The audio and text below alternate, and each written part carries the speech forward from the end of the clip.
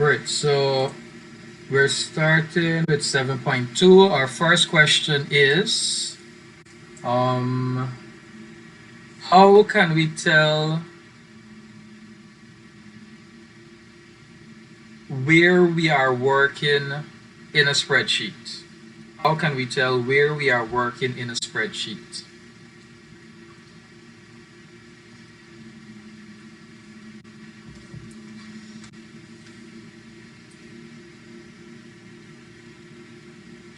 Sir, the active cell in the document window, which is highlighted with a darker border.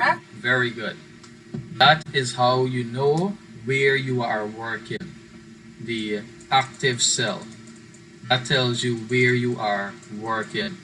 What can that be compared to in Microsoft Word?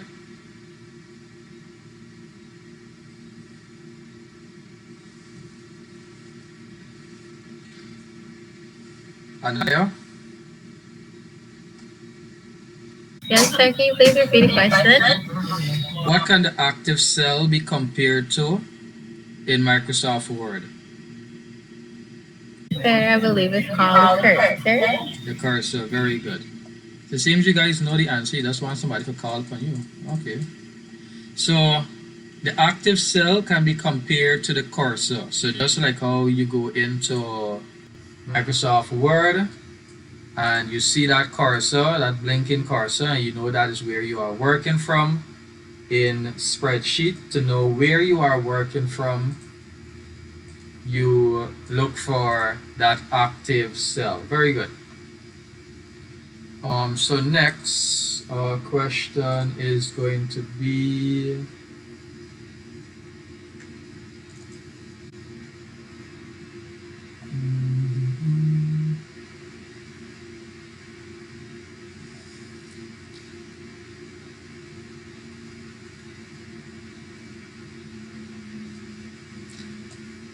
the next question. What is cell reference?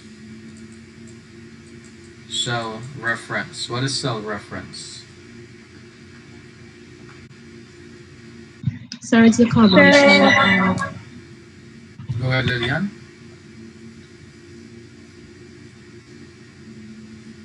the combination of the column letter and the row number. Okay, Tamika. Sir, the combination of the column letter and row number. Good, very good to the two of you. That is correct. So the column letter and the row number. That is the cell reference. And what else do we call it? Cell reference. What's the other name? The cell's what?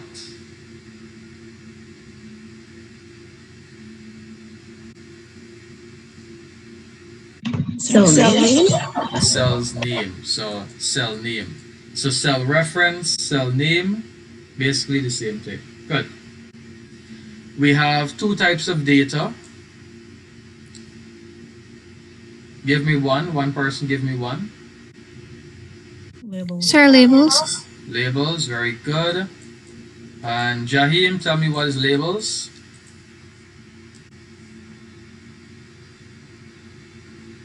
Sir, is non-numeric data. Good. Anything that is non-numeric. Anything that is non-numeric. Good. What is the other kind of data? Sir, values. Values, good. And what are values? Sir, the numeric data. Numeric data, very good. So anything that is numeric, that is values. Good. So the question is, when is a value not a value? Sir, when it's a number you can't add or multiply or subtract. Good. So Like an basically, address or something. right, good, very good.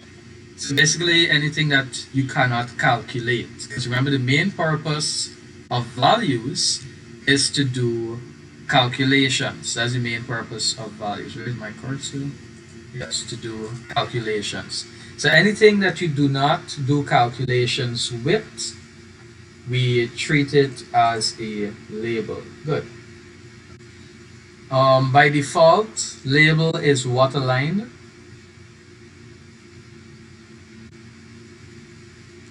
Left line. Left align, good. And values, Right line. right align, good. And let's see what else.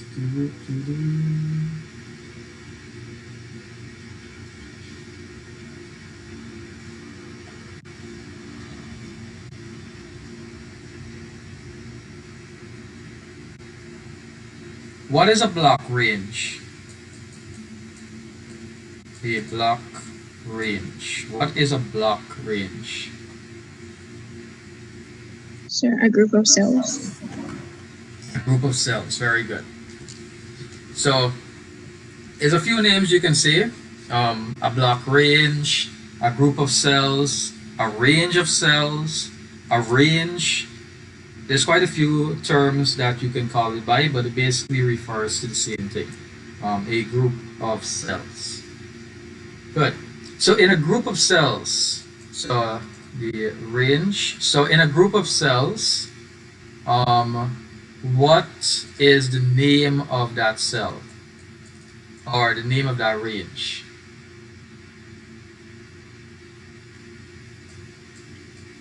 Name. Sir, Go ahead. sir, whichever cell is highlighted in the top left. Good. So that's going to be the top left cell. So the top left cell, whatever that cell is going to be the name of that range. Good. Um, how many entries can the clipboard hold?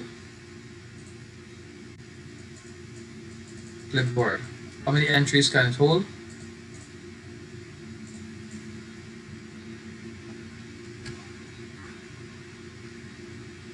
I don't think I directly mentioned it, but I would have said it.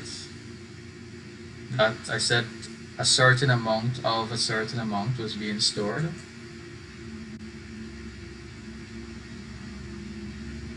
Starts with a 2. 24. 24. Correct. 24. So your clipboard can hold up to 24 entries. So if you didn't document that, do so. What else?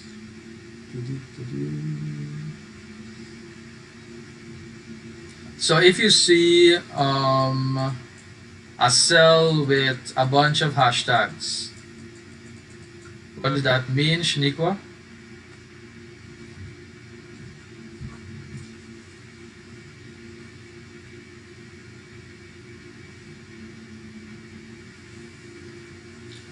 Lillian? Not Lillian. Alicia.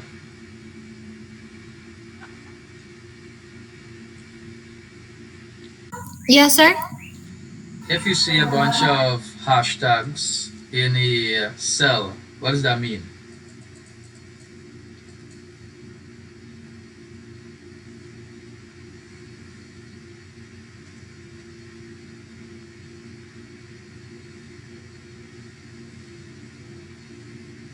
Seems we have some revising to do. Anyone else?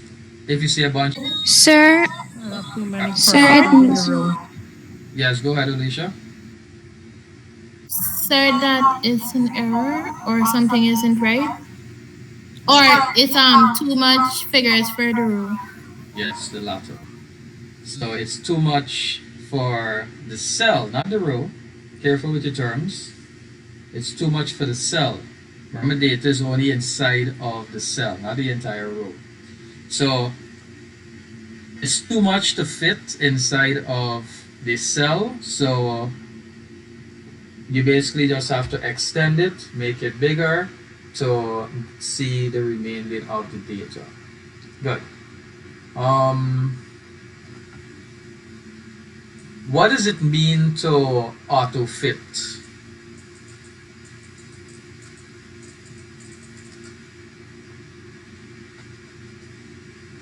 What does it mean to auto fit? Shaniqua, I don't know if I'm hearing from you.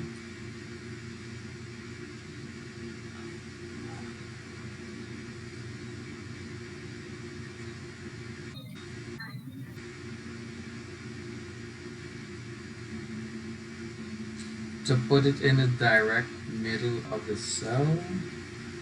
I think you're referring to something else. That's something else. Anyone else? What is auto fit? Sir, to Sir, the automatically adjust to the information going into the cell or row. Good. To automatically adjust the cell, either the height or the width, to what? To a specific something. Sir, to fit the largest cell entry. Good. To fit the largest cell entry. Very good. So auto fit, it resizes the row height or the column width, depends on which one you're auto fitting. So remember, when you auto fit, it means to basically double click.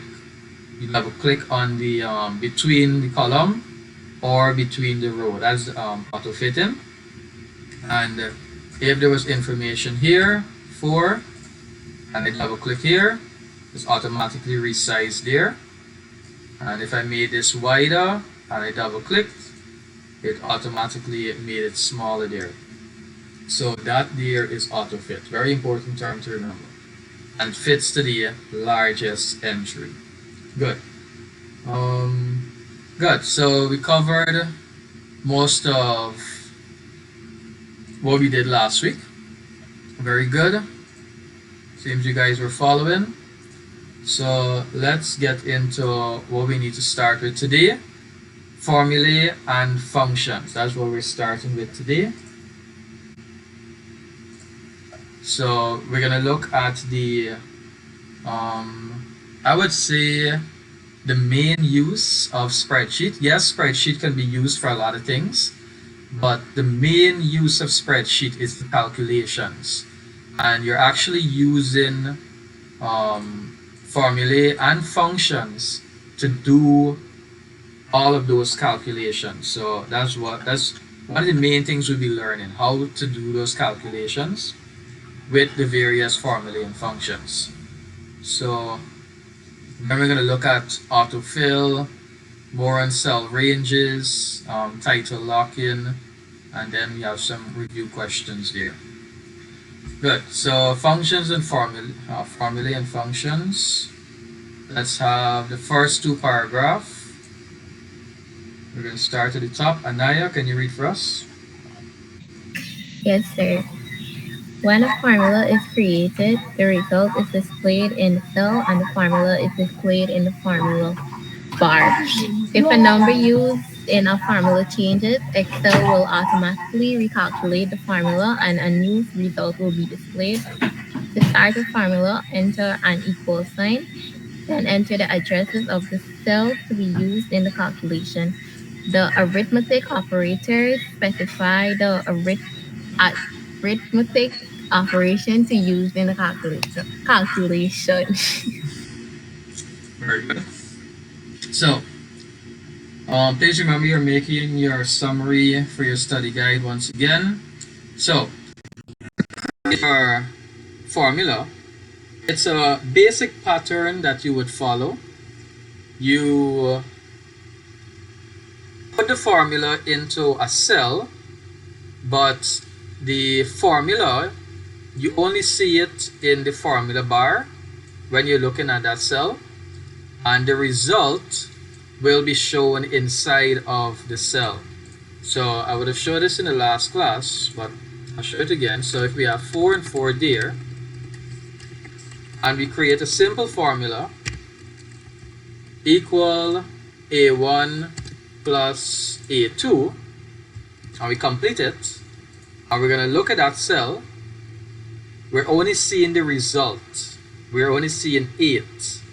If we look at the formula bar at the top here, we're going to see the formula. So because I clicked in the formula bar, it basically this basically opened here. But in a normal view, when you're just looking at the cell, you see the result and the formula in the formula bar.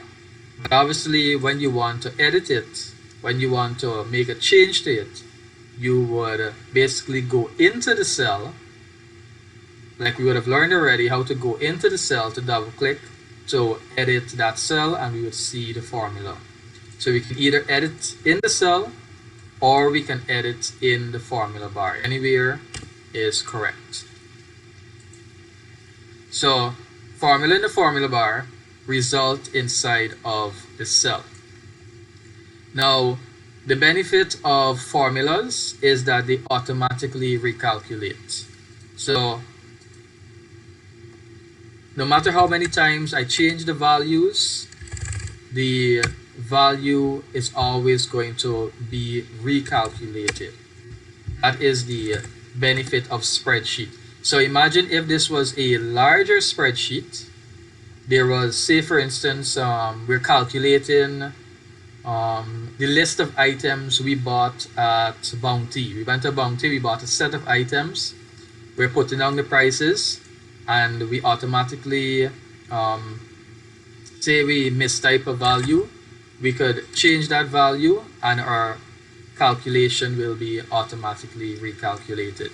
So it's more beneficial when we're doing a lot of calculations, when you can reference those values.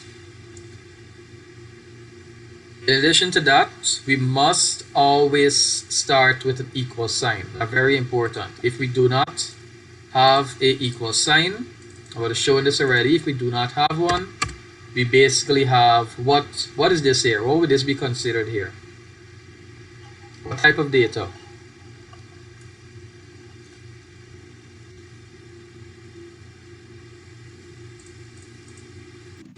Sir, label? Labels. We basically have labels here now. So we don't have any formula anymore. We just have a bunch of characters here now. So until we put that equal sign, then we will have a formula. Then this A1 and this A2 is going to be recognized as cell names. Otherwise, it was just a regular A1 and A2. It wasn't referencing the cell. There is no cell reference if there is no equal sign. So until you see it turned a different color, then it is cell reference. Then it is being used for a function or formula. So you put the equal sign, you enter the addresses, you choose your operator. So your operator is any one of these operators that you would have learned so far. The plus sign to add, the hyphen sign to subtract, the asterisk to multiply, the forward slash to divide, and the percentage sign to get you your percentage. So these are the basic operators you're going to be using. Important to remember them. So it's just like you're creating a maths equation. You put the first value, the operator, and the second value. So in this case, we could have replaced plus with an asterisk, and we get a multiplication there. So I'm going to put 2, 4 is 8, and we have our result there. Now, does anybody remember the reason why we use the cell reference or the cell name instead of putting 2 times 4?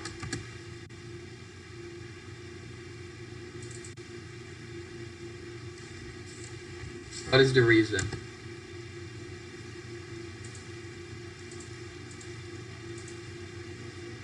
Sir, so if you change the Sir, number because A1 or A2, you can get the answer. Good. The other person? Sir, because if there's any change, the formula will automatically calculate it and change it instead of you having to manually do it. Very good, very good. So if you notice, if you had typed 2 asterisk 4, yes, it's going to give you the correct value. But if I had to change that 4 to 12 now, that means I gotta go in here and change it to 12 to get my actual true result.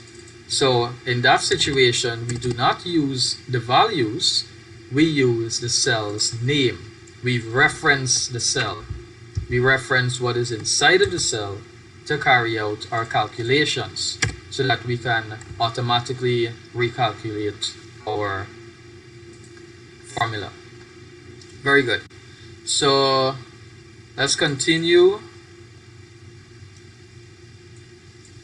So we're going to have Arifa. Can you read for us?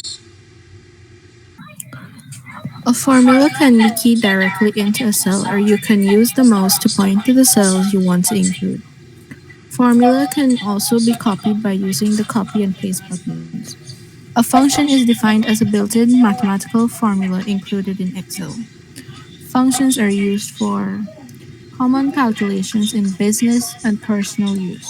Four common functions are sum, automatically totals a column or row. Average adds the value in the range and divides by the number of cells in the range. Max used to determine the largest value in a range. Min used to determine the smallest value in a range.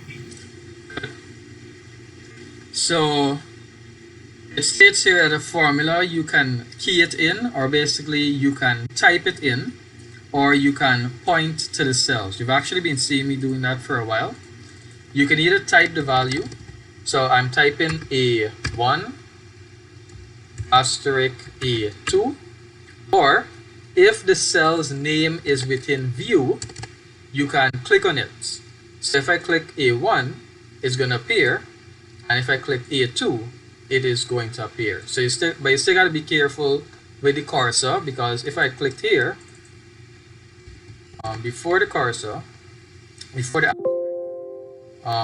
it's going to give me that, because basically I won't have been allowed to put it before there.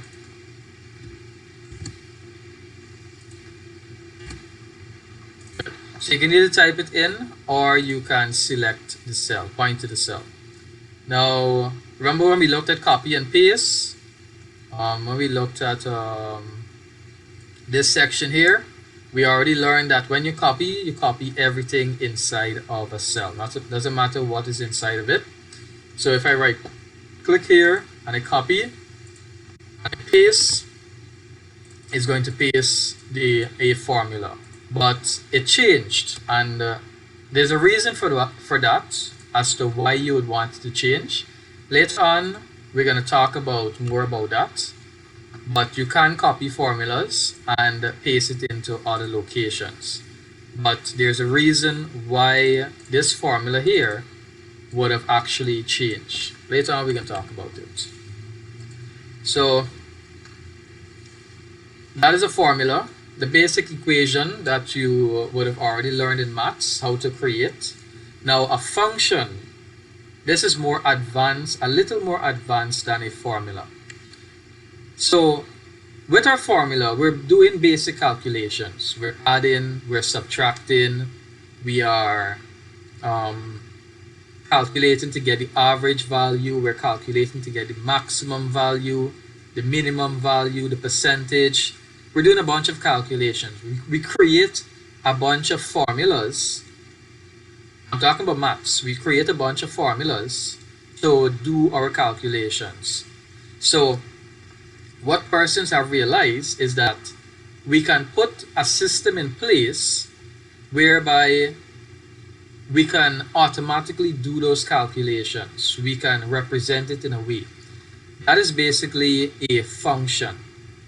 It's a built-in mathematical formula, because whenever you're calculating the maximum value, it's the same pattern. How do you calculate maximum?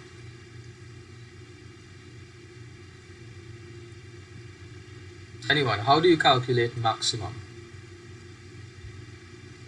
In maths. I'm talking about regular maths. How do you calculate maximum? Or how do you know if a value is the maximum value?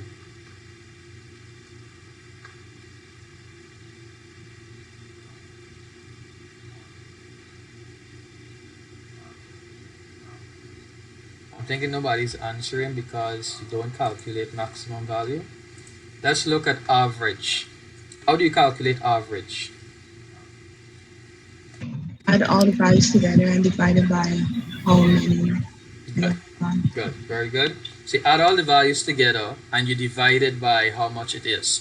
So that's the example there. So they realize that it's the same for any calculation if you're going to do average. It's always going to be that pattern. Add all the values together and divide it by the amount of values that you would have added. So what they did is that instead of you having to write 4 plus 4 plus 4 plus 4 plus 4 all the time, and then divided by how much ever 4 that is, divided by 5, they put a system in place whereby they can represent it. So that system is called a function. So calculations that have a pattern, like average, looking at a set of values and getting the maximum, looking at a set of values and getting the minimum, they have a certain pattern, and a function is what carries out that calculation. So we have some common ones. There's a lot of functions in Spreadsheet, but these are some of the common ones. So we have sum, which is used to total or add. We have average, which gives us the average value, max, which gives us the largest value, and min, which gives us the smallest value. So let's see how these functions work. So in spreadsheets, if you want to add a set of numbers, so we're going to have a set of numbers here. If you wanted to add all of those numbers, if you were to create it as a formula, it's going to be that plus that plus that plus that plus that plus that. So imagine if this was adding more numbers.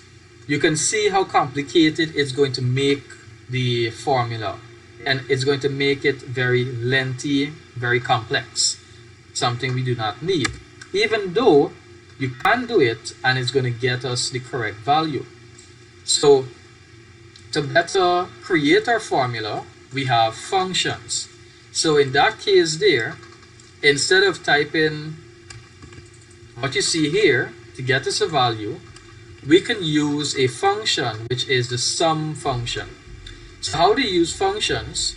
Well, functions start the same way as a formula. You always start with an equal sign.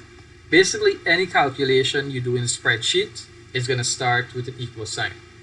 So you start with an equal sign and you put the name of the function. So in this case, it's going to be sum. So you type sum, and notice we have a bunch of other functions here that appeared. Every time you press a letter, a list of functions is going to appear. So we want sum. So we can even double click on it here in this list, and it's going to add it.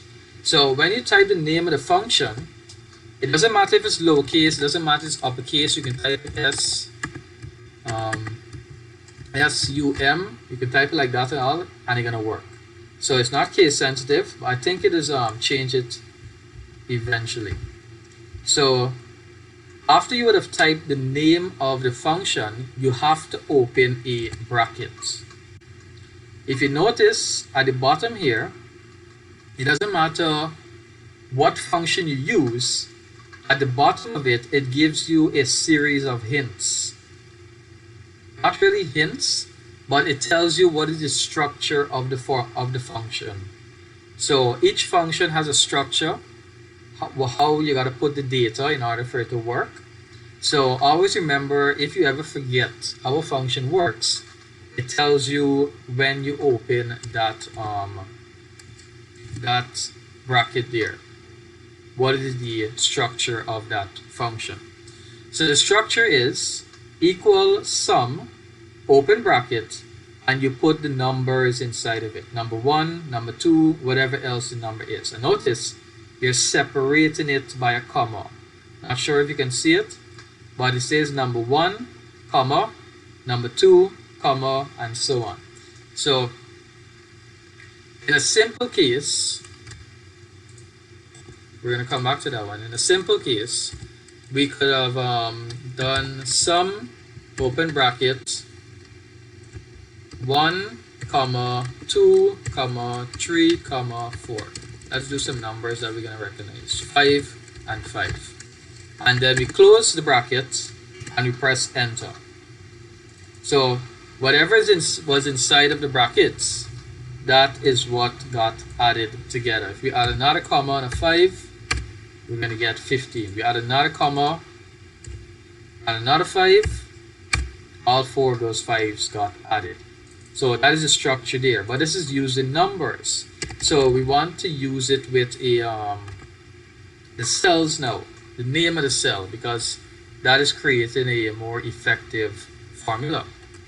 So we're going to type equals sum, and we could type in A1, comma, A2, comma, A3, comma, and so on.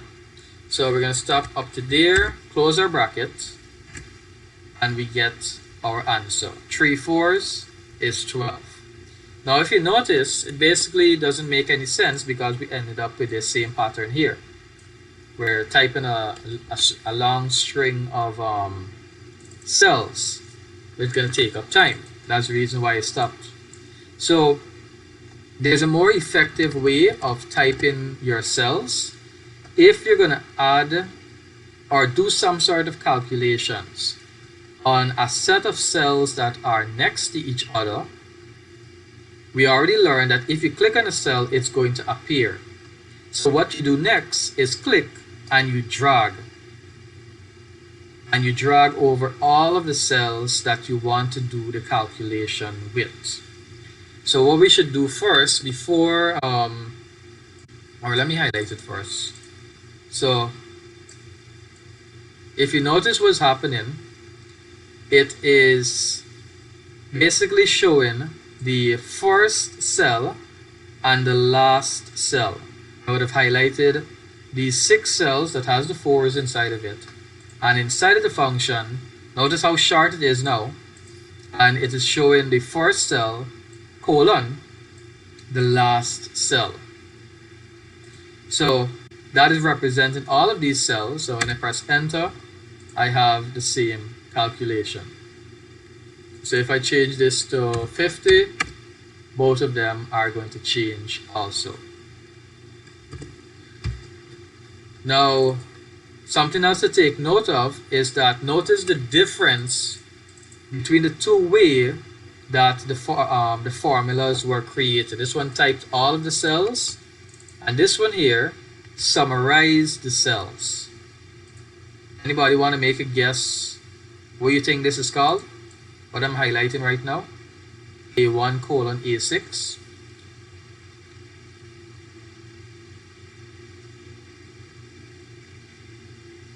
What do you think that is called?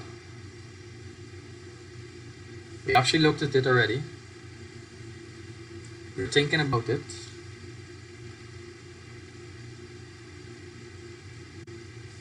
It starts with R. Block range. Block range. Yeah. Correct. So that is your range. This is your range. So this is actually how we reference a range. Even though I would have mentioned that when you highlight a range, the name is usually the first top left cell. When you are referencing that range, you have to say what is the first cell and what is the last cell. So we say A1 and the colon we say 2. So I'm not sure if you're going to find this in your notes, so you're going to need to take this down. So it's A1 to A6. So this is representing a range, the first cell and the last cell. So you could have, as I showed you, you can get it when you highlight. So notice when I'm moving, as I move, the last value is changing so that it can represent that range. Or you can type it in also. Nothing's wrong with typing it in. You could type A1 colon C3 and you have your range there also. So that is how you reference a range in a function when you're doing calculations with the data in that range. So in this case here, we want A1 to A6, and we have our calculation there. Good. Are you guys following? Yes, Yes, sir. All right. Anyone with any questions? Any want me to go over back anything? All No, sir. Good. So that is the sum function there. That's how you use that function. So if we want to use, let's see now. So we looked at sum, we have to look at average now. So I'm going to delete that, cut this, put this over here, and name that sum. So I'm going to name this one average. What I should do, insert this there, that's better. So we're going to use the average function now and see how that works. So we're going to start with the equal sign. And what do you guys think I should put next?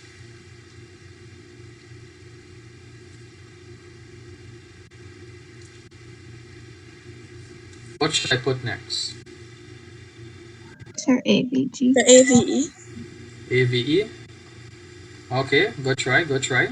So that's something also to be careful with when it comes to functions. Each function, even though, say for example, sum, or say for example, max. We know that max is basically a shortened version of the word maximum because you're looking for the maximum value. So, but you have to be careful with that in spreadsheet. The name of the function is max. The name of the function is min. It's not minimum, it's not maximum, and the same for average. We might be thinking that the name of the function might be shortened. We can say AVE or AVG, whatever the case. But we have to remember what is exactly the name of the function and use that name. So in this case here, it is the full word average. So we have to type the full word average. But whenever you're using spreadsheet, remember this list always comes up and it shows you what's the name of the various functions that you have. So even if you type AVG, you notice nothing is going to appear there. If you type AVE, you notice nothing, only the second option here is the average. So notice once again we have that bracket. Remember we always need that bracket. And we can highlight once again. Notice I'm highlighting B1 to B6. The 6 4 is here. Complete the function, enter, and I have my average here. So notice I didn't need to tell it to add everything. I didn't need to tell it to divide it by 6. That all of those calculations is automatically built into this function here. So it didn't matter if I had a bunch of other 4s out here. I could have highlighted all of that. And it's going to add all of it and divide it and give me my answer. So if I change it up, it's going to add all of that and give me my value there.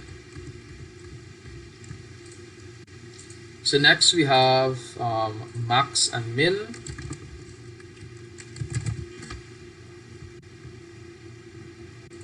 So here we're going to have equal max. I like to double click in it because it easily changes the name and gives you your open bracket instead of you having to type your open bracket. And then we highlight once again. We highlight our range and we close our bracket and we have our answer there. So let me change up our values. I'm going to, so that we see some variations in the calculation. Delete that. So sum added up everything and gave us 21. The average of these numbers here is 3.5. The maximum is 6. And if we do minimum equal min, double click once again to get the bracket, and then we highlight to get our range, close the bracket, and 1 is our minimum value there. If we replace 1 with a 0, 0 is going to be our minimum value now. So that is how functions work. They have their calculations built into them, so you just need to tell it what is the cells that you want to do the calculations with, and it will carry out those calculations. Are you guys following? Yes, sir. Yes, Yes, sir. sir. Good. Let's continue. So we're going to go on to autofill now. You actually just saw me did autofill. So what is autofill? Alright, so we're going to have Ashley. I think it's your turn to read.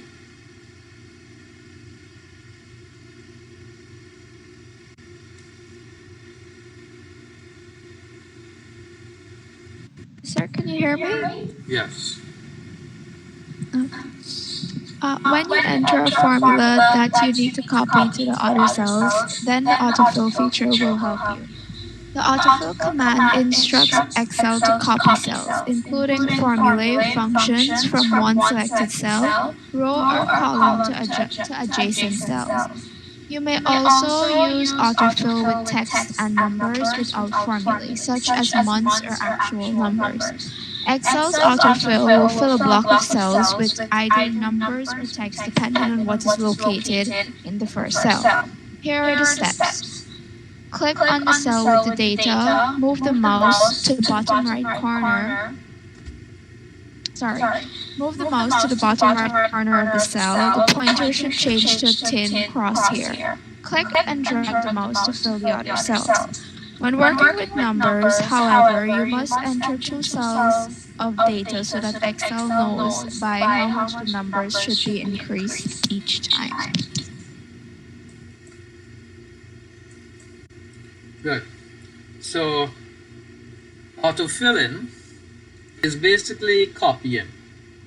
So you copy information from a cell to another cell.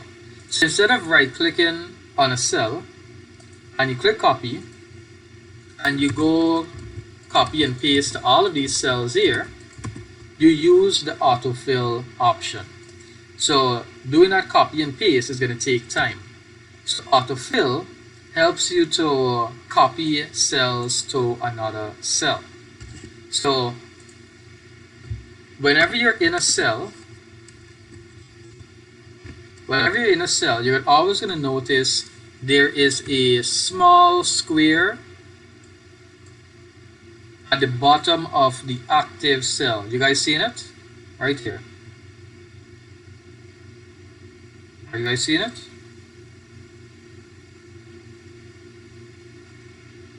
Nobody seen it? No, sir, I'm not seeing it.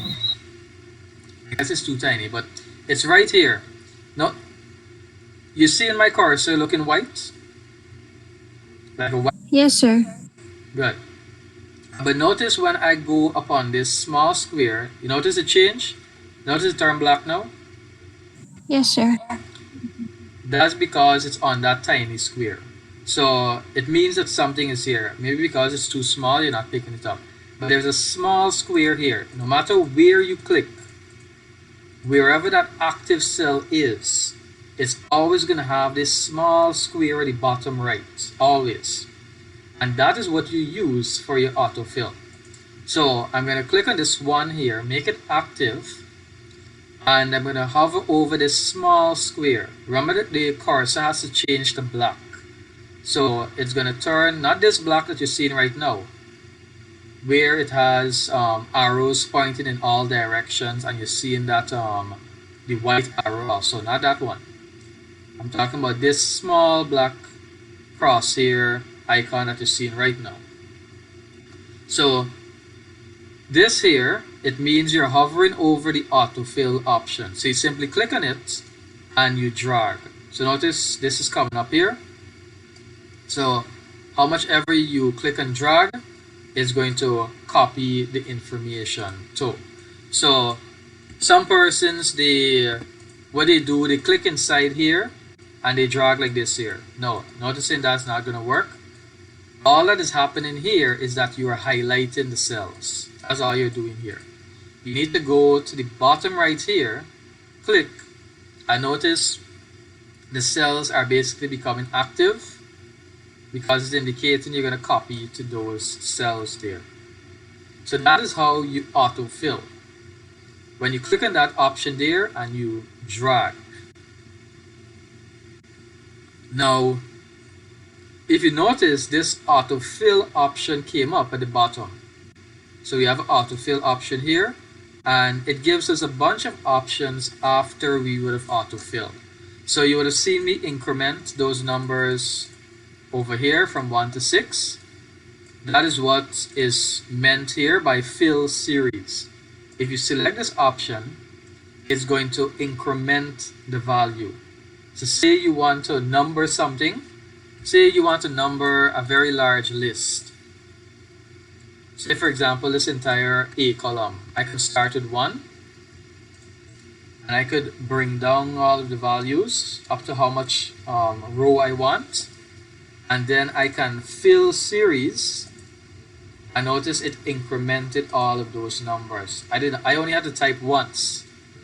And I have a series of numbers here that would have numbered any table or so on that I may want. So that's the usefulness of autofill. It copies what is inside of a cell. So if you wanted to increment, or even if you wanted to, say for instance, remain the same value, say you want a bunch of trees, then you could have a bunch of trees also. However, whatever you basically want. So if we look at the other options, so we have copy cells, that's the default. So whenever you autofill, it copies exactly what is inside of the cell, brings it down. Fill series basically increments the value. In this case, it incremented it by 1. The fill format only, I'm assuming that it adds the format. Fill format only, let me see. I think that only adds format. So if it changes to red and fill without format, good. So you see, fill without format doesn't change the ones to red. So if I do fill format only, it changes to red. I think I had, if I put all ones here, let me try something. I'm going to put all ones and I'm going to autofill again. No, that's not going to work. I need to put a different number. So I have, how would I show this? If you do format only and turn this back to black, because when you bring it down, it's going to turn to ones. But if you do fill format only, good. So that showed it up there. So notice when I brought it down, it was supposed to copy the 1. It was supposed to duplicate that 1, but I used the option to fill format only. So the format that was on 1, that is what got copied over, only that. So if I added this yellow here and I bring it down, notice the 1s appeared but format only, it's still yellow, but now I have back my 2's. So fill series increments the value, as you see there. Fill format copies the format, keeps whatever is inside of the cell.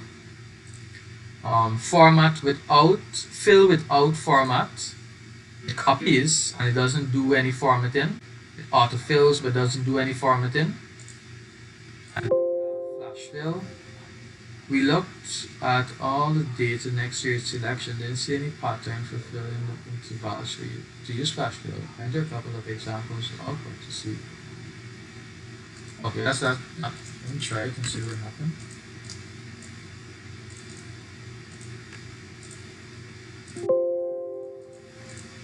If I do 1, 2, and I bring that down. Okay, that's not worry about that one. So you guys should understand the first four and how they function. Alright. So that's what autofill is used for. Now autofill is not only used for numbers, that's the benefit also. Because there are certain words that have patterns. Do you guys know of any words that have patterns? That has a certain order? Like how we can count 1, 2, 3, 4. They're actually words with orders. Maybe you guys never thought of it.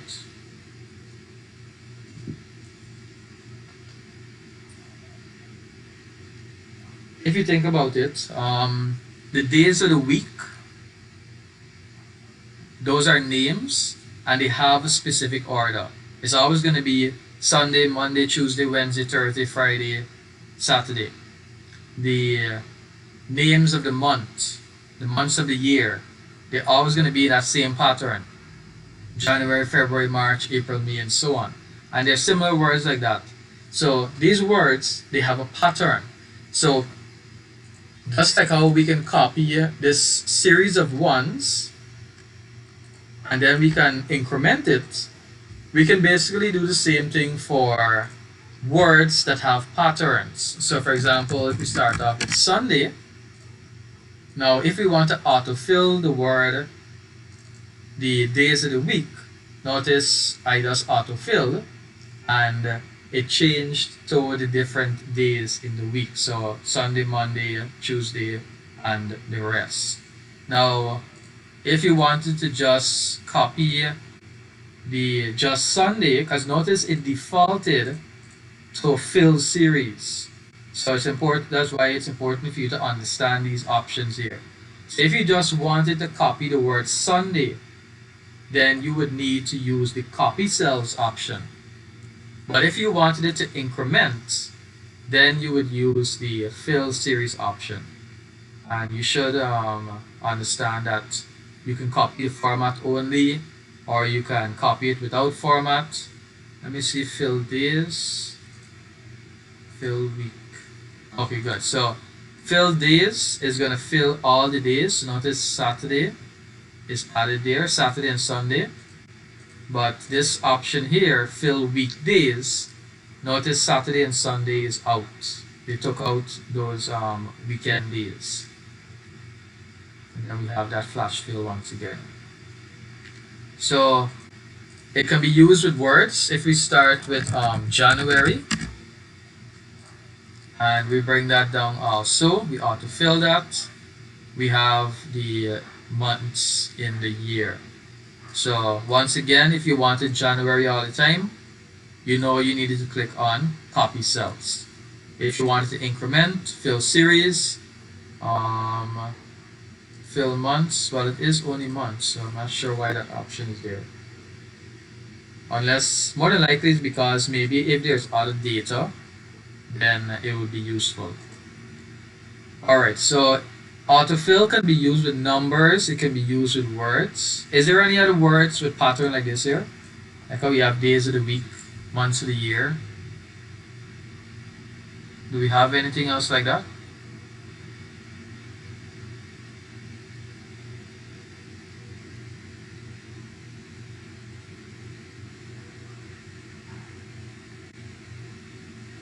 I can't think of any either. So yes, so autofill, it can be used with text and it can be used with numbers. It can even be used with functions and formulae, functions and formula.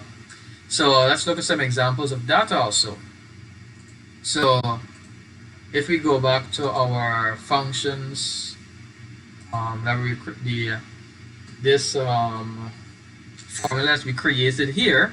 So notice we have a1 asterisk a2. So if we were to autofill this here, and we bring it down, notice it copied the formula. A2, A3, A3, A4, A4, A5, and so on. Now, I told you there's a reason why we still have fill formatting, fill without formatting. I told you there's a reason why the cells would have changed. I think it's shift. No, inside here. Not in tab. No, not that. It's control. Yeah, that. So yeah. So notice when let me delete it again. When I autofill, the cell names would have changed. A2, A3, all would have incremented basically. So it's similar to when we did 1 and we brought it down and copied a series of 1s and we could have fill series. It's basically the same that's happening here. Your formula is changing. So there's some cases where you would want it to change. There's some cases where you would not want it to change. Later on, we're going to talk about that, why it changes and why we don't want it to change. So just to remember that when you're autofilling, it is basically you are copying, and you can copy functions, you can copy formula, you can copy text, you can copy numbers, anything that is inside the cell, you can autofill it. And if it has a pattern, if it has some means to increment, that is the reason why you're using the autofill. So increment the value there. So I was showing you all the time how to use the autofill. Now, the last part to note about autofill is that if you want to increment by a certain value, you have to tell it how much. So if you noticed, if I just put, say for instance, I put the number 7 and I bring it down, it's going to copy the number 7. But if I use fill series, it's going to start counting from the number 7 because that's the first number. But notice it's always incrementing by 1. What if I don't want it to increment by 1? Let me take out the formula view. What if I don't want it to increment by 1? I want it to increment maybe by every 4 or 5 numbers. So what you have to do is basically what it says here in this final paragraph. You need to tell it how much to increment by, and you basically need to enter 2 cells of value, 2 cells of data. So you need to tell it how much to increment by. So I'm going to put a 1 here, and I'm going to put a 5. So I'm telling it to increment by 4, because that's the difference. 5 minus 4, 5 minus 1 is 4. So that's a difference of 4 there. So to increment by that 4, you need to highlight the 2 of them. When you highlight, you're telling it that they're grouped together. And remember, once again, it doesn't matter where you highlight, you always see that autofill option. So if I highlight the 2, I'm going to see autofill here, and I'm going to bring it down. And notice it incremented the values by 4. 5 plus 4 is 9. 9 plus 4 is 13. 13 plus 4 is 14. 14 plus 4 is 21, and so on. So if you wanted it to increment by 9, we do 1 to 10. It incremented by 9 there. If you wanted to increment by 10, we could simply start with a 0 and 0 and 10 and increment it by 10 there. Because remember, that's a difference of 10. 10 minus 0 is 10. So that's a difference of 10. It's incrementing by 10. If you want to increment by 20, 0 and 20, highlighted 2, bring it down, and we have an increment of 20 there also. So those are some of the benefits of using autofill. So automatically copy what is inside of a cell. Doesn't matter what's inside the cell. Text, function, formula, numbers is going to copy it. And if it has a pattern of changing, the system is going to recognize it and make the necessary changes. Whether it's a name, whether it's a number, whether it's a formula, whatever the case may be. Are you guys following? Yes, sir. Yes, sir. Anyone with any questions?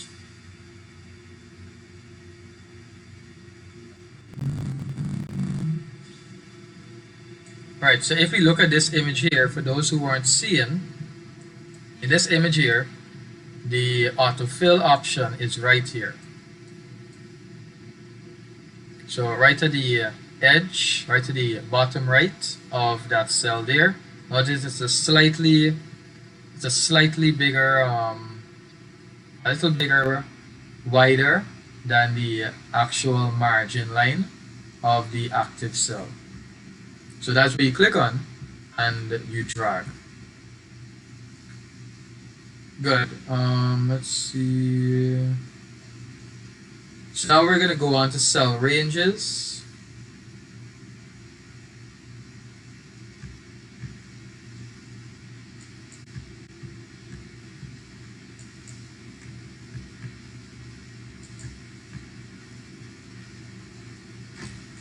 All right.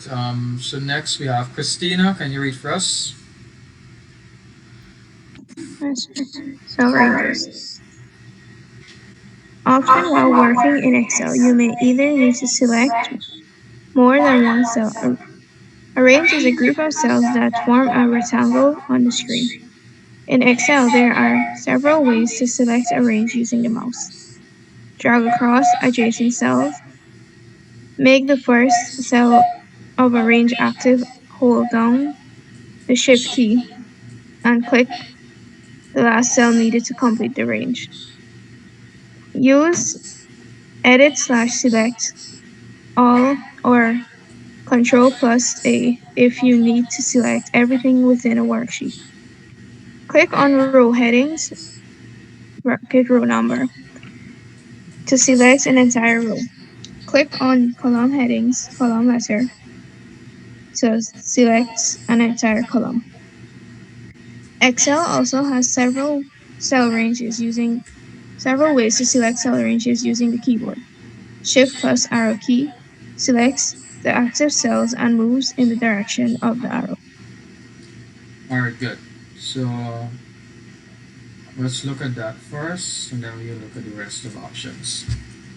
So we already know what is a range. A range is a group of cells that form a rectangle on the screen. So whatever you highlight, that is a range. Well, they say rectangle because if you notice, by default, technically we cannot get a perfect square. So I was going to be some form of rectangle because of the default margins. Only if you resize it, then you might get a margin, a square. But that's just the technical part. The range is a group of cells.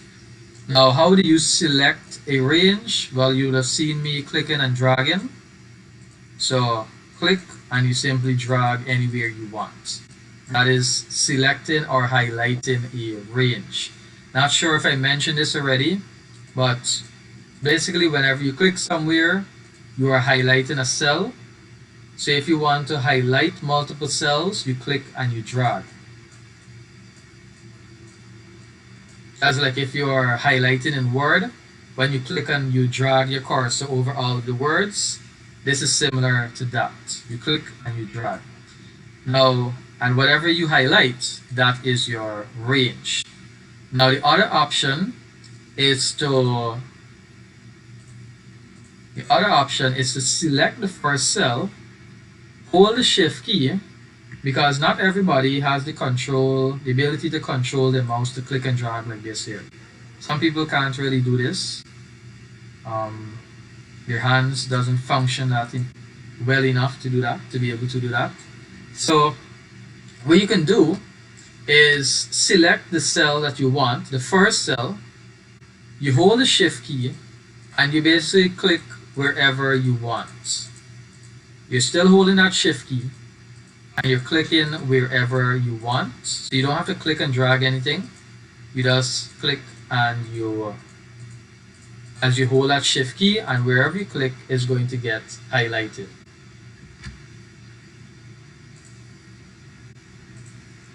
So that's the shift key. Now in addition to the shift key, there is the CTRL key. This one is the one that you need to know the most.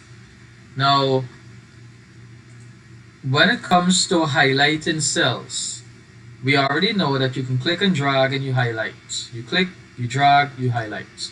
We just learned that you can click anywhere, hold the shift key, and it highlights everything. Now what if you don't want to highlight this yellow area here? I want to highlight this piece over here, and I want to highlight this piece over here, so I'm going to put this in red. I want to highlight the two red areas, but every time I drag, I'm going over the yellow area. I don't want to highlight that yellow area. Doesn't matter which option I choose. If I select the red and I hold down shift and I select the bottom here, it's highlighting all the red, but the second I go over here, it's just going to highlight all the yellow also. I don't want to do that. So how do I not highlight that yellow part? Well, that is where the CTRL key comes into play. So instead of holding shift, you hold the CTRL key. It's actually a combination of the two. So let me see if no. So CTRL basically lets you highlight individual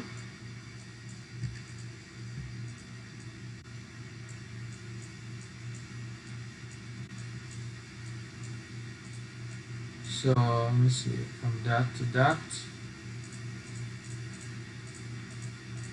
So when you're using CTRL, it lets you highlight individual cells.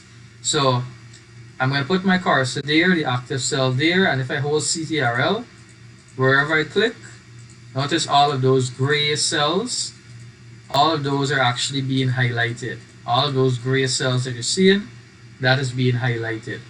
If it was a shift key, then it would look something like this here. That's how it's going to look. Everything is going to get highlighted in the path.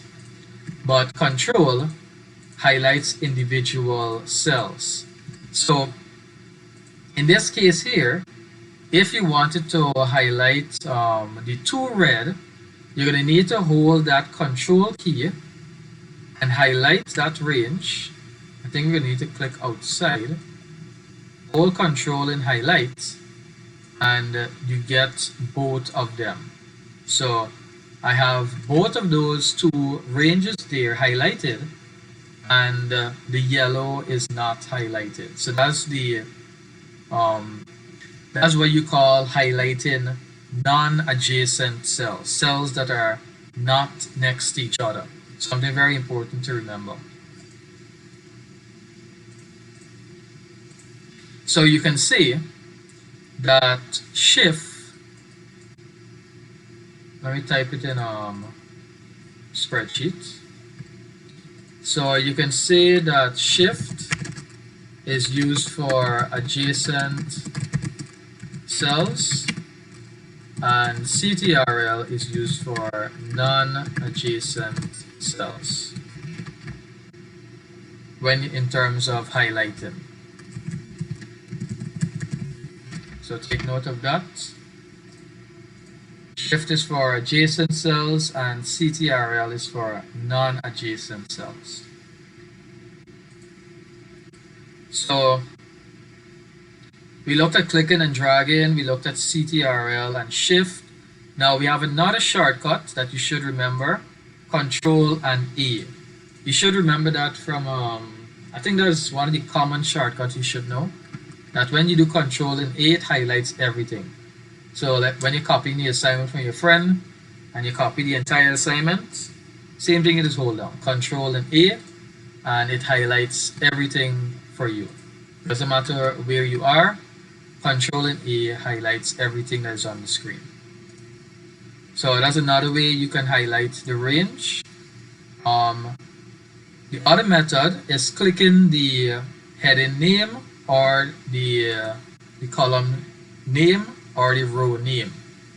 So let's go to another sheet. So if you click C, it's actually highlighting that entire C column. If you click 26, it's highlighting that entire 26th row. If you clicked 4 and you scroll out, notice it's still highlighted. I'm all the way to BE and it's still highlighted. So whenever you click a row name, it highlights an entire row. Whenever you click a column's name, it highlights that entire column. So that is how you can also highlight a specific range. So for example, the G column range or the 8 row range, that's how you highlight them.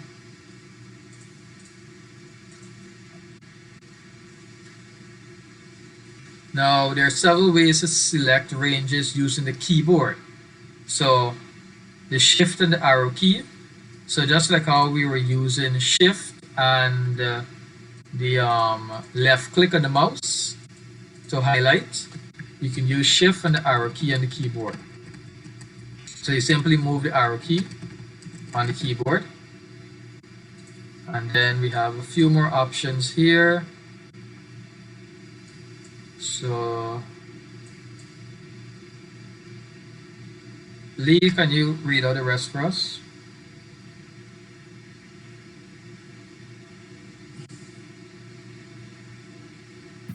So from Yes. Shift plus spacebar selects the current row. Control plus spacebar selects the current column. When you wish to select cells that are not adjacent, the procedure is just as simple. Press and hold the Control key, click one or more required cells or row number or column letter, release the Control key. Good. So they actually mentioned it here. This is the same key I was talking about earlier, the control key. So shift and space bar, control and space bar. So shift and space bar, the entire row, and control and space bar, wrong keys. Control and space bar gives you your entire column. And I just showed you that when you do control and you click anywhere, it highlights those individual cells. So if you just highlight there and you highlight there and you highlight there, it's going to highlight those separate cells for you. Alright, so how do you name range in cells, and why is naming a range of cells important?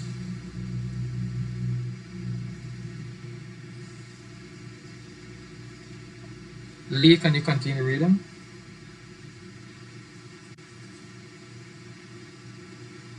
Naming cell ranges. Your selected range produces an address, which includes the upper left cell address and the lower right cell address separated by a colon. If you have to use a range often, you should name the range. Click in the name box, type a meaningful name, such as language, and press enter. The idea of using range names is to make areas of the worksheet easier to work with.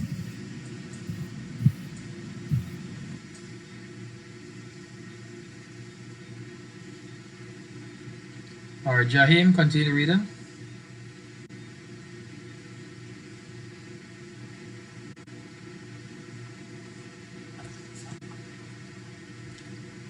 Jahim?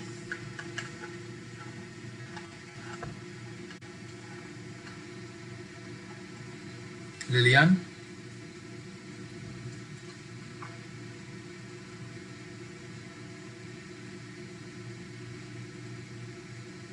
Sorry, sir, my mic was having trouble. What were you saying? Continue to reading. From, okay, a name that means something to you. So you should give ranges meaningful names. Once you have named a range, you can select it by clicking on the arrow next to the name box. Here are a few rules to follow when naming a range. Range names must begin with a letter. Range names cannot have the same name as a cell address. Range names cannot contain spaces. Use uppercase first letters, an underscore or a full stop to separate words. Range names cannot contain special characters such as hyphens, dollar signs, percent signs, ampersands, or number signs. Range names should contain less than 256 characters. Keep in mind that the idea of using range names is for identification. Use names that are simple yet recognizable or relatable to the data they represent. Good. So, naming a range. Why do we want to name a range? What is the name of a range? Well, firstly, when we were looking at our formula that we were creating, let me see if we still have it. We don't. I deleted it. Shame that I did.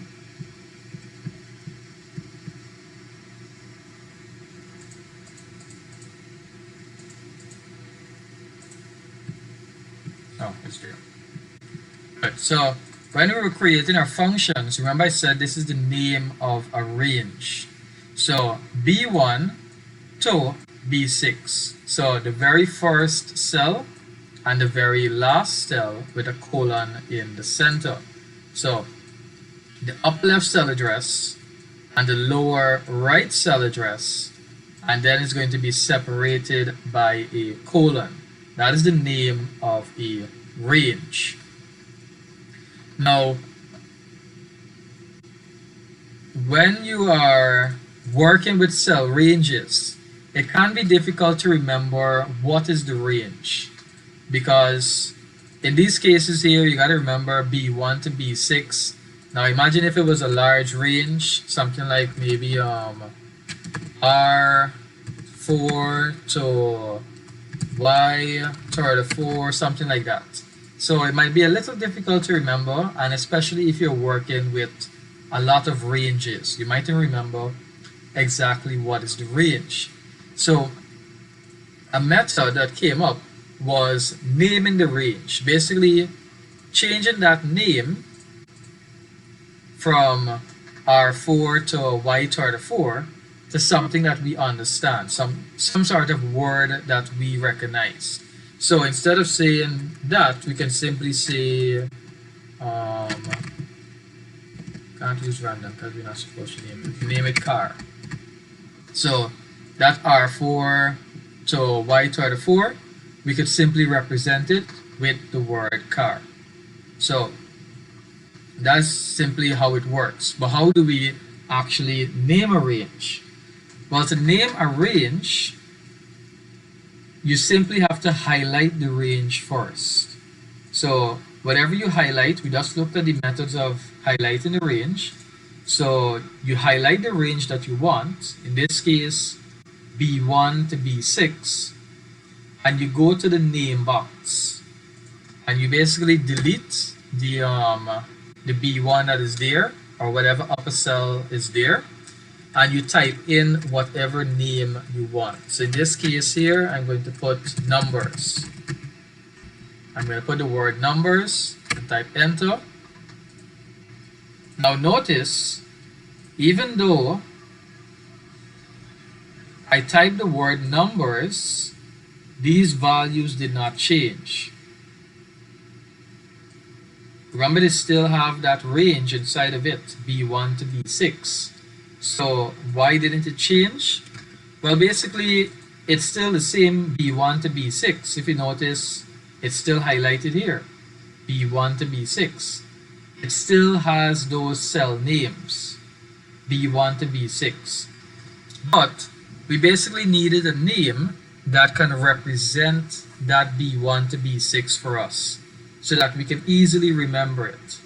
So in the formula here now, instead of typing B1 to B6, we can type the name numbers. And if you notice, it actually appeared at the bottom here in the list because the system is recognizing it. So if I double click on it, it added that name. Notice it turned blue also, indicating that it's a cell, it's a range.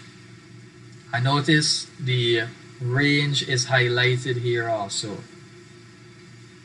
So that's indicating that it is being used as a cell range.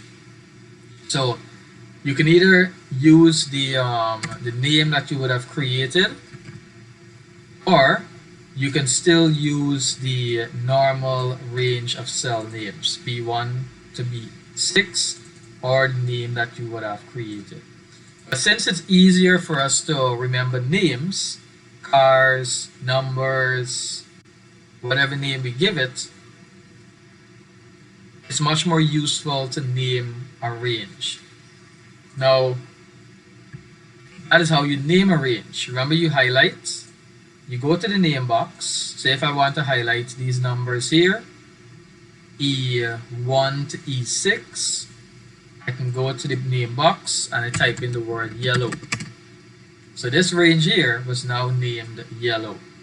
So notice when I click on the cell, notice the name E6, E3, but if I highlight the range, notice yellow. If I highlight this range over here, notice numbers. So that is how you name a range, and that is how you can know what is the name of a range when you highlight it. Now, another way that you can locate a range, if you notice there's an arrow here, right in the name box, and if you click on it, it gives you a list of ranges that you have. And if you click on it, it actually highlights that range. It basically finds it for you. It's like a locator. So if I click on numbers now, it went straight to the numbers range. So if I scroll out of view, notice I'm at Q in the 20s.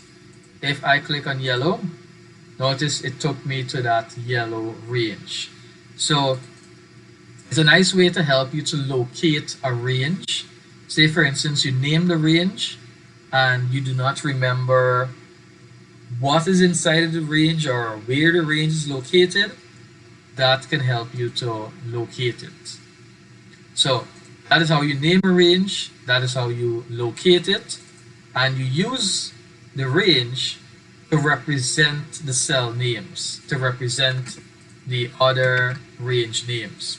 So instead of typing B1 to B6 to D6, you type the new name that you would have just created. In this case, numbers. Are you guys following? Yes, sir. Yes, sir.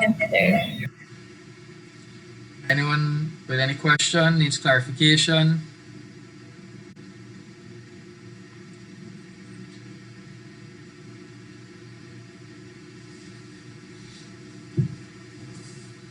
All right, moving on. Good. So if you can name a range of cells, do you guys think you can name a cell?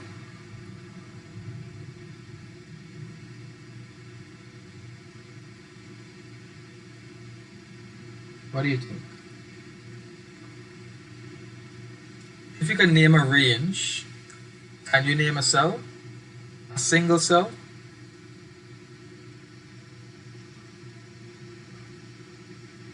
I mean, sir, the cell already gets a name, so I think yes, you should be able to change the name. Right. So it is possible Because remember, sometimes we might not remember that, we might not remember C7. Yes, we can remember C7, we can remember D8, we can remember all of that. But then what could happen is that you do not remember what is inside of the cell. And that's the main thing, what is inside of the cell. So does this all comes back to the rules when it comes to giving a cell a name, that the name must be meaningful.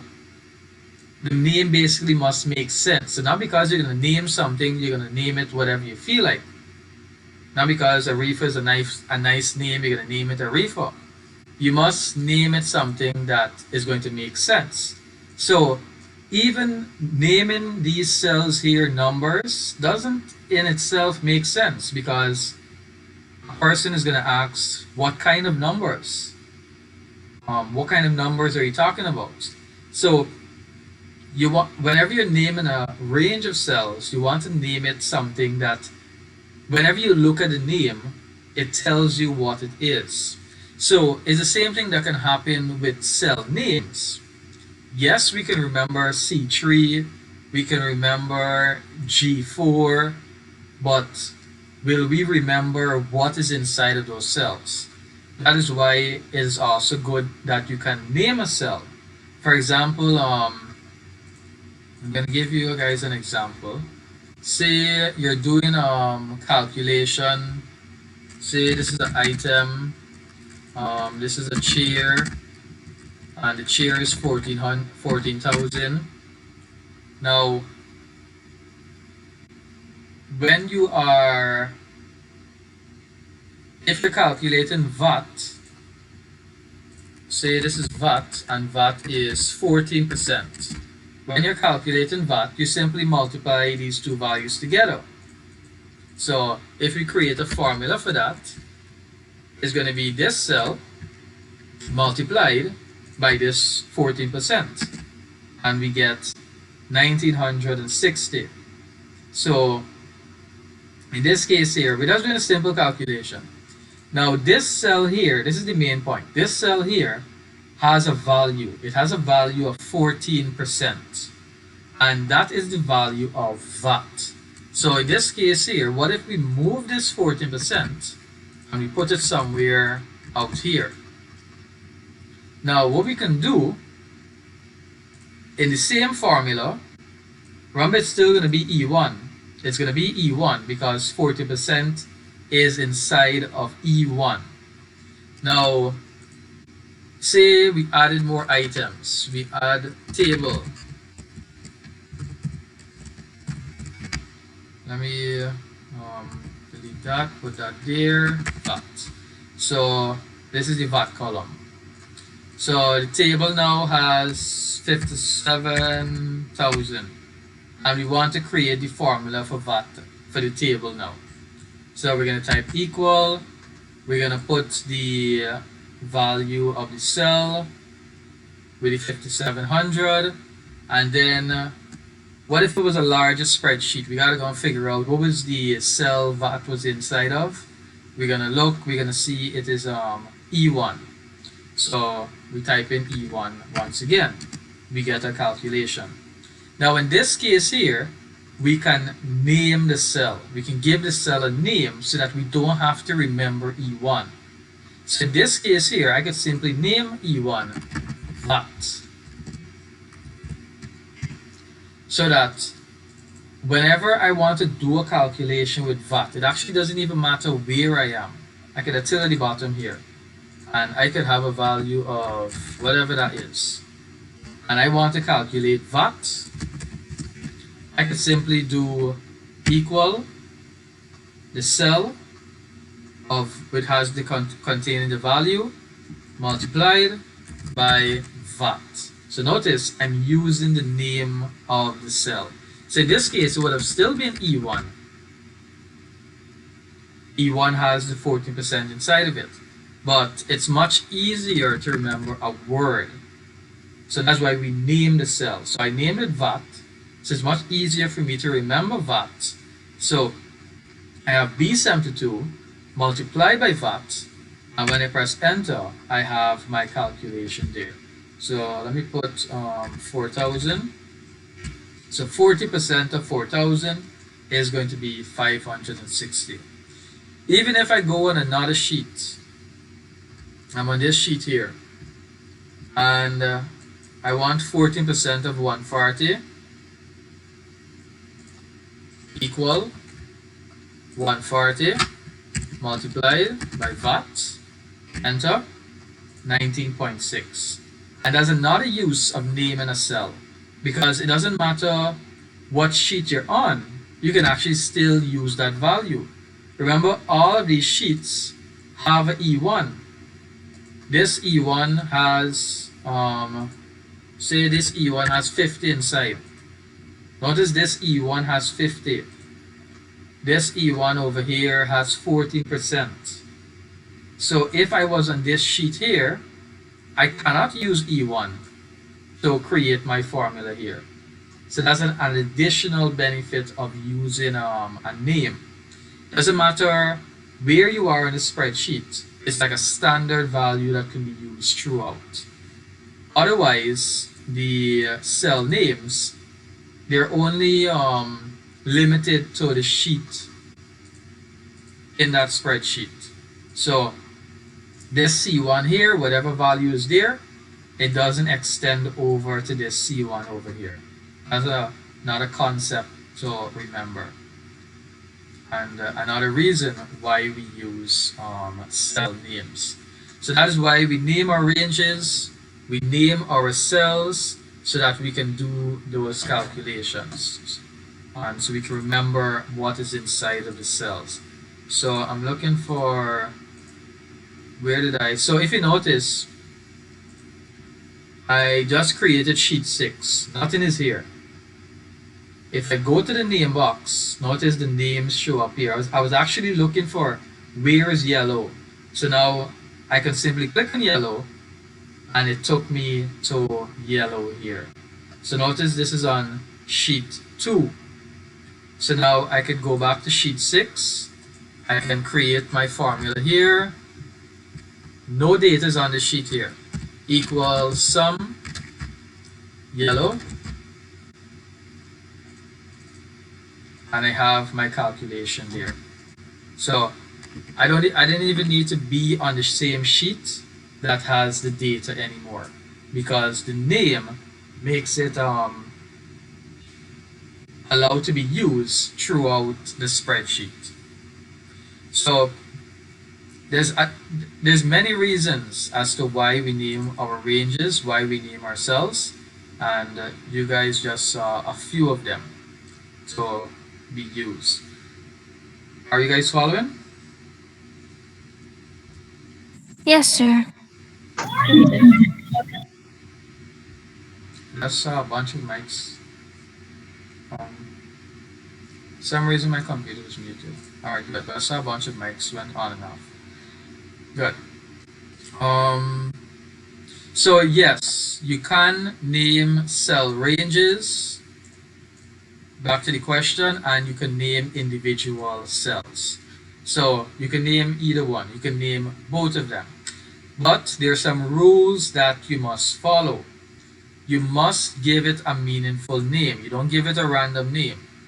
So what are some of the rules that we must follow? It must begin with a letter. Must begin with a letter. Take note that these rules here, these rules, they go for basically other areas in IT also. So these rules are actually, you're going to use them later on in other areas of IT. Like next term where we look at database, and then the final term when we look at programming. These terms are going to come up again. These rules are going to come up again. It's a standard rule of when you are naming something in software. So you must always begin with a letter. You cannot have the same name. Remember, in IT, names represent something. It has to be unique. So you can't give something the same name. even if you do try to give it the same name, say I highlight all of these cells and I type in the name yellow to give this the same name yellow, look what's going to happen. It took me to that range. So basically, it's a twofold thing that happened there. One, you cannot give a cell or a range the same name. And two, that is actually a method of locating a cell or a range. Whenever you type um, the name of a cell inside of the box and you press enter, it goes to that cell.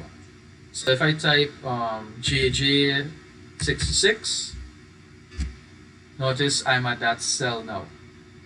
So it's a method of preventing you from naming the cell, and it's also a method of locating the cell.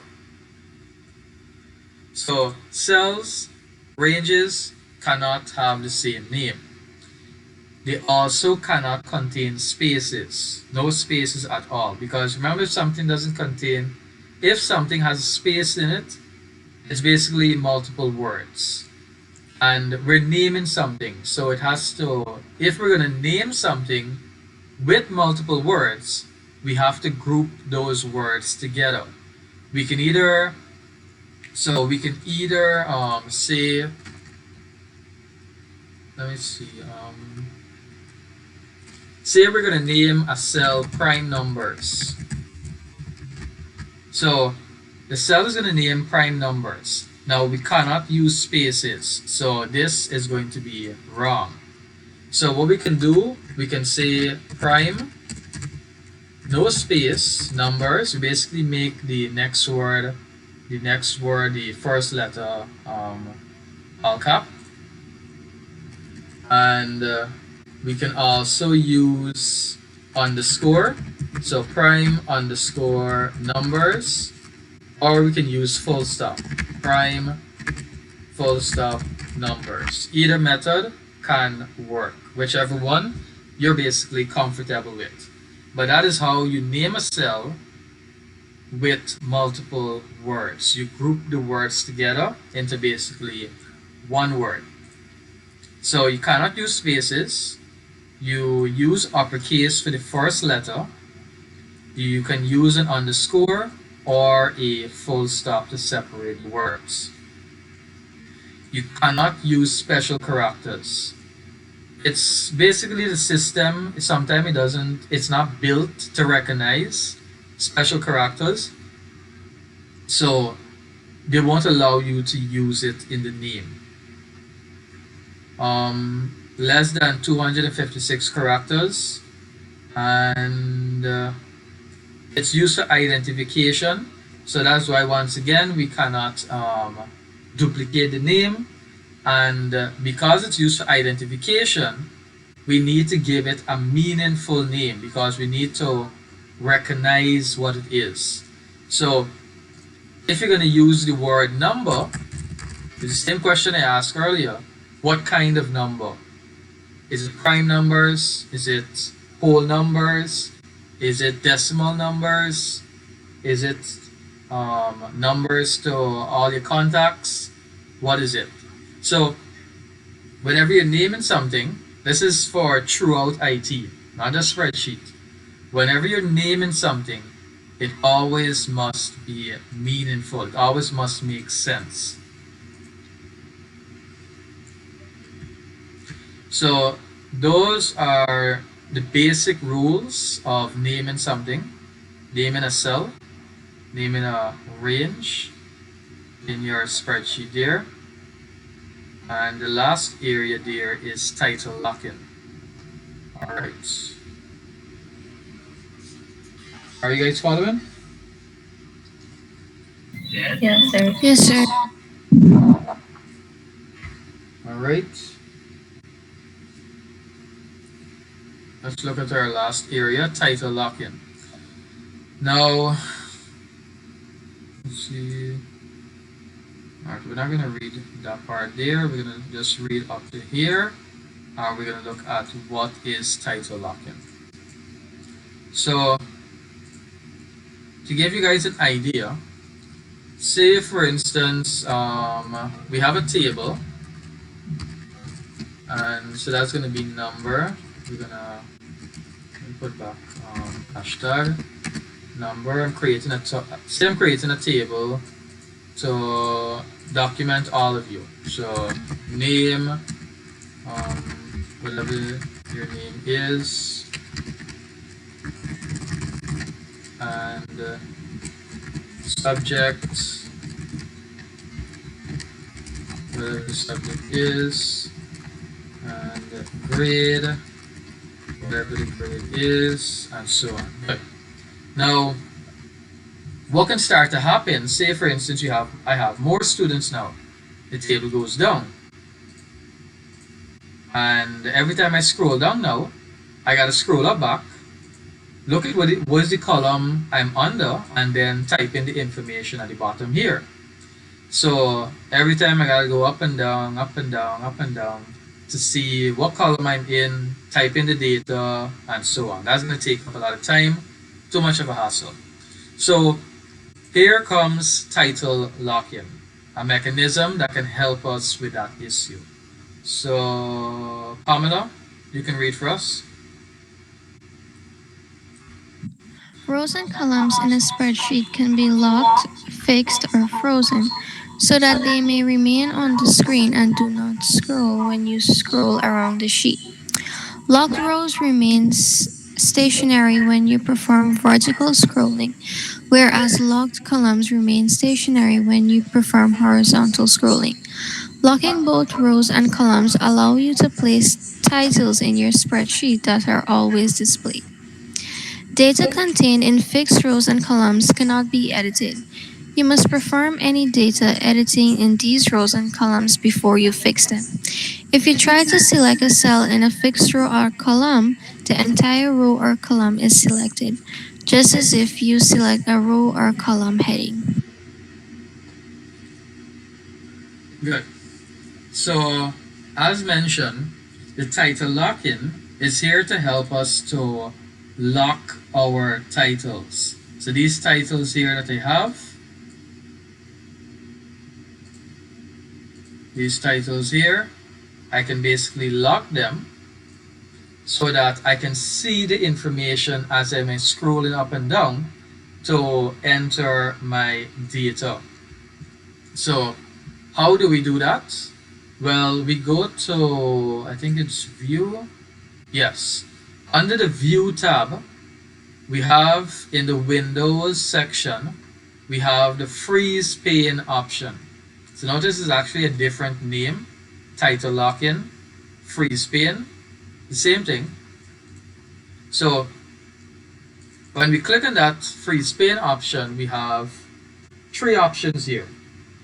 We have freeze panes, freeze top row, freeze column, freeze first column. So if we want to freeze this top row here, as the name indicates, we can use this option here, freeze top row. And if you notice, not sure if anybody noticed this line disappear here? Anyone notice it? If I Yes, sir. unfreeze, notice the line just disappeared. There is a line there, but there was a thicker line. So I'm going to freeze it again. Look at it. What has happened? Okay, then.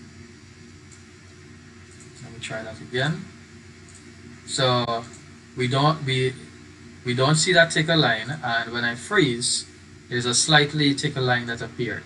That's indicating that what is at the top here was just locked. So if I scroll down, notice I have that heading there. So no matter where I scroll, but notice I locked the row. So if I scroll up and down, it's going to remain. But if I scroll out, obviously it's not the row that I'm changing, it's the column that I'm changing. So I'm still on that row 1, but just that I'm on a different part of row 1. So it allows me to scroll up and down. So if you want to take off that lock now, you'll notice there's the unfreeze pane option. And now you can freely scroll. So doesn't matter where you click, the option to freeze top row is always going to freeze that top row. Now we also have the option to freeze first column. So that's going to freeze the first column, which is going to be column A. So if we scroll to the right, notice we're going to have that column A. So I can see the whatever data would have been in this column here, in this case the number of students, I can see as I scroll out.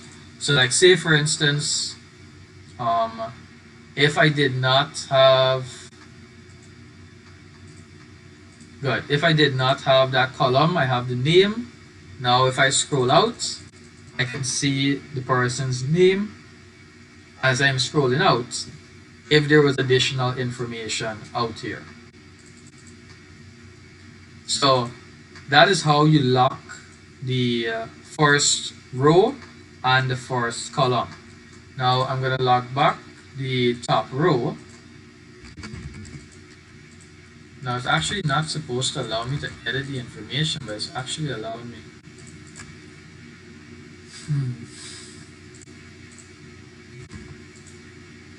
Alright, we try. Good. So that is locking the column and the row. Now notice though that with these two options here to lock the top row and the first column, it is only the top row and the first column. So if I lock the top row and I scroll, I don't see the numbers anymore. So say for instance, I want to see the numbers. When I scroll out, I want to continue to see the name and the numbers so that I can see both of them. So in that case there, that means you're going to be locking both the row and the column at the same time. Now if you notice, there's no option for that. There is no lock first column and lock row, because in that case we can have a little more control. We can actually even lock from till out here. So how we do that? Well, we got to unfreeze first, and give me a second. Unhide. Okay. Yes. Notice we now have this option, freeze panes at the top, the very first option. What this one does now, it freezes wherever you would have clicked. So if I click just before the first row and the first column, it's going to freeze at that exact same spot wherever I clicked. So I clicked at this very same spot here, that's going to be B2, and I click freeze pane. So when I scroll out, I have my column. My column is frozen there. But when I scroll down, notice I also have my row. So both of them are frozen. My first column and my first row.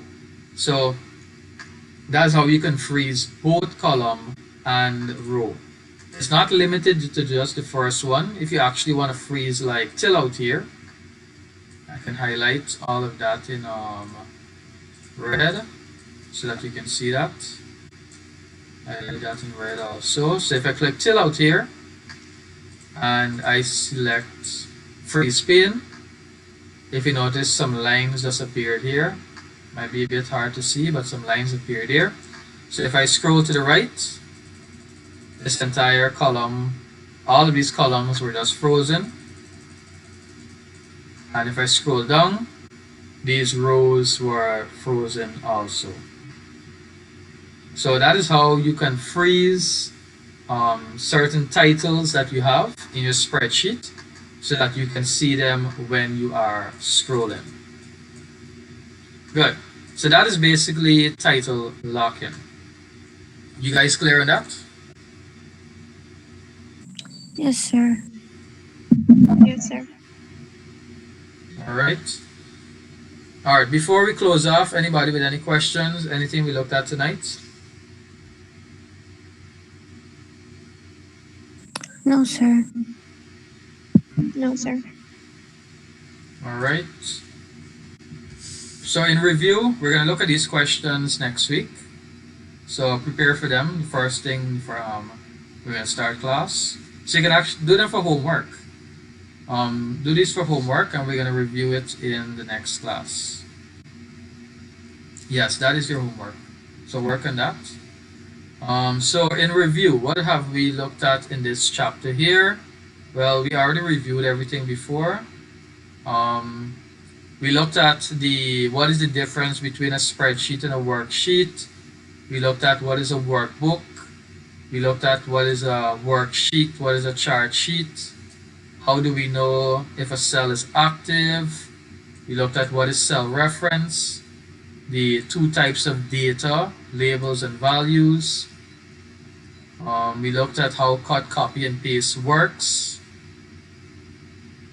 We looked at how we can resize a cell, column, a row. What does hashtag mean? We looked at how we create a formula. What is a function? We looked at some basic functions. Later on, we're going to look at some more advanced functions. We looked at why do we use autofill and what's the benefits of it. We looked at what is a cell range, how do you name a range, how do you name a cell, and then lastly we ended with title locking. Why do we need to lock the title, how beneficial that is. So these questions are your homework for next week. If you guys don't have any questions and anything we looked at, we are going to end here for tonight. Enjoy your night.